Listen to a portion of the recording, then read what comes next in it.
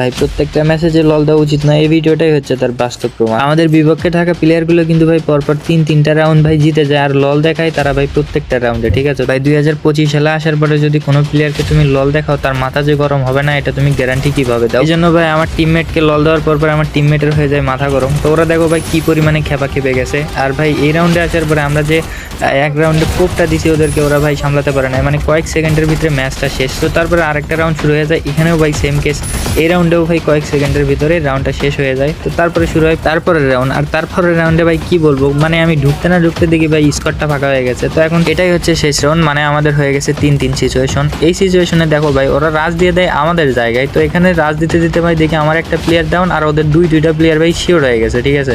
তো তারপরে দেখি ভাই আমার সামনে একটা প্লেয়ার, আমার কাছে স্নাইপার ছিল, ভেবেছিলাম লঙ্গে খেলবো, তো শর্টে আমাকে খেলতে হয়। তো পরে দেখি এখানে আরেকটা প্লেয়ার ছিল, ওকে ড্যাশও দেই, পরে আরেকটা ড্যাশও দিয়ে ওকে ডাউন করে দেই। দেন আমার প্লেয়ার কিন্তু ওকে লল দেওয়ার জন্য এখানে আসছিল, আমি বুঝতে পারি নাই। তো লাস্ট প্লেয়ার ছিল ভাই, এখন কি আর করার বলো।